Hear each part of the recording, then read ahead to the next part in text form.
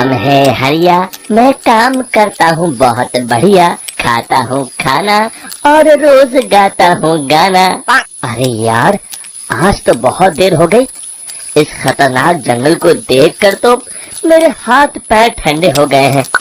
अगर मैं वक्त पर गांव नहीं पहुंचा तो मालिक बहुत नाराज हो जाएंगे। तभी हरिया को एक आवाज सुनाई देती है। सुनिए हरि जी।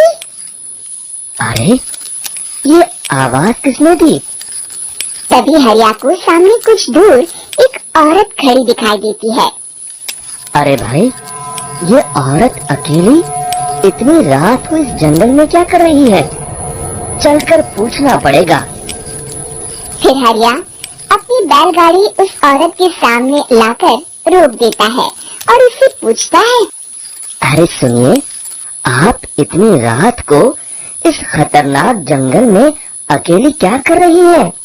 तभी वो औरत मीठी आवाज में कहती है, अरे हरि जी, आप आ गए।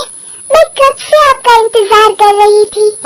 वैसे तो यहाँ से काफी लोग गुजर चुके हैं, लेकिन मैं खास आपका इंतजार कर रही थी।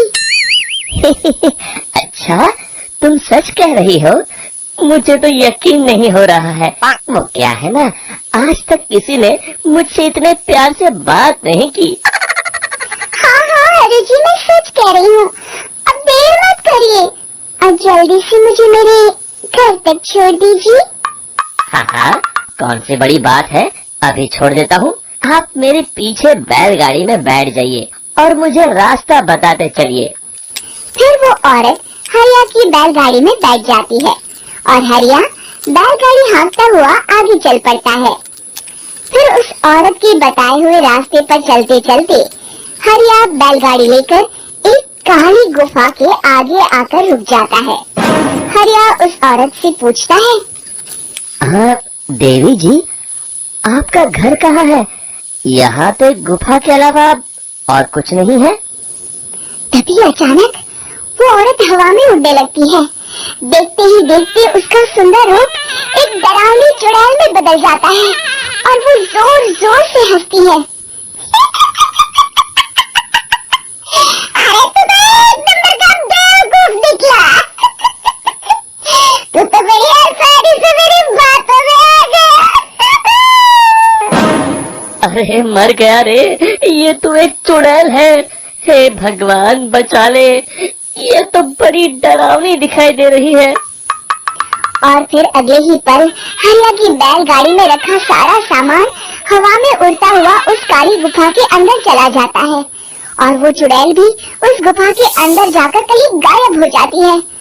हरिया ये नजारा देख बुरी तरह घबरा और परेशान हो जाता है। अरे, ये चुड़ैल तो मेरा सारा सामान लेकर गुफा में गायब हो गई। अब क्या होगा? अगर मैं गांव खाली हाथ गया तो मालिक मेरी अच्छी खबर लेंगे। मेरी इस बात का कोई यकीन भी नहीं करेगा। फिर आखिर वही हुआ। हरिया के मालिक चंपक सेठ को हरिया की किसी भी बात पर रत्ती भर भी यकीन नहीं हुआ। चंपक सेठ को लगा हरिया झूठ बोल रहा है और उसने ही लालच में आकर सारा सामान हड़प कर लिया है। फिर हरिया को बेईमान समझकर चंपक सेठ उसे काम से निकाल देता है। अगले दिन अपनी दुकान में परेशान बैठा चंपक सेठ गुस्से में बड़बड़ाता है। अरे, दुकान में तो सामान बिल्कुल भी नहीं है। अब मुझे ही शहर जाकर सामान लाना होगा। फिर वो अपनी बैलगाड़ी लेकर शहर चला जाता है।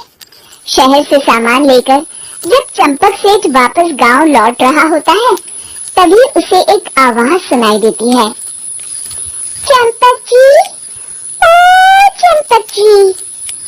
अरे, ये तो कोई मेरा नाम लेकर मुझे पुकार रहा है। फिर उस रास्ते में वही औरत खड़ी दिखाई देती है। फिर क्या था, हरिया की तरह चंपक सेठ भी उस औरत के पास अपनी बैलगाड़ी लेकर जाता है और वो भी उसकी चिकनी चुपड़ी बातों के मुंह जाल में फंस जाता है। फिर चुड़ैल उसे भी अपनी गुफा तक ले जाती है और उसका सारा सामान लेकर गुफा में गायब हो जाती है। बेचारा चंपक सेठ लाचार होकर खाली हाथ गांव लौट आता है। फिर ये उस जंगल में रोज की बात हो जाती है। जो कोई भी शहर से कुछ लेकर गांव की तरफ लौटता, वो चुड़ैल उसे बेवकूफ बनाकर उसका सारा सामान लेकर गुफा में गायब हो जाती।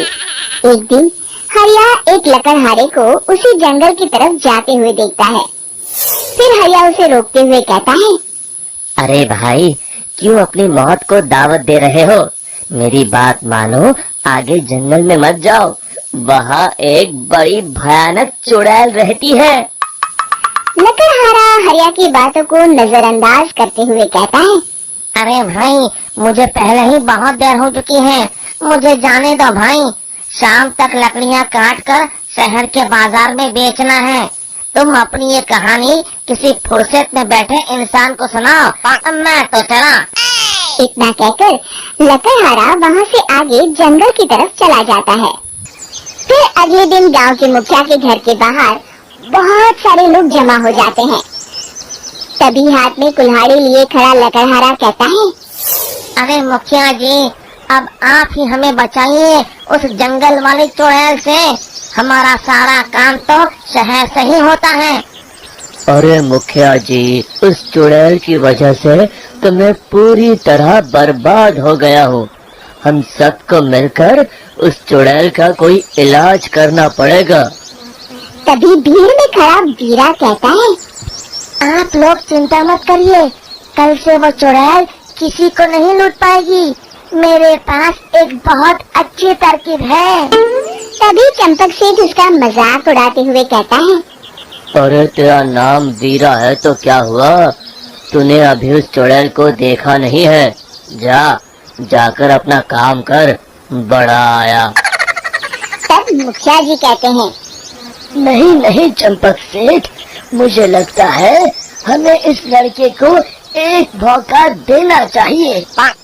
फिर सभी गांव वाले मुखिया जी की बातों से सहमत हो जाते हैं और वीरा शाम को एक बैलगाड़ी में कुछ सामान लादकर उस जंगल की ओर चल देता है। वीरा, ओ वीरा, कहाँ जा रहा है? तभी वीरा मुड़ के देखता है, वही चुड़ैल एक औरत के रूप में खड़ी है। अरे बहन जी, मैं आपको ही ढूंढ रहा था। देखिए, मैं आपके लिए क्या लाया हूँ। अरे वाह, तो खुद मेरे लिए इतना सामान लाया है। तू ही अकेला गाँव में समझदार है। जरा देखो, मैं भी खोल के जैसे ही चुड़ैल उस सामान पर से कपड़ा हटाती है, एक भगवान शिव की तेज रोशनी उसके अंदर मूर्ति से निकलती है और चुड़ैल अपने असली रूप में आकर जलने लगती है।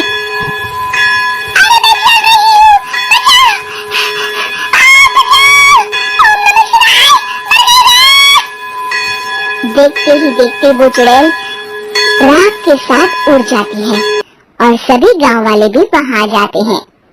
शिक्षा बुराई पे सदा अच्छाई की ही जीत होती है।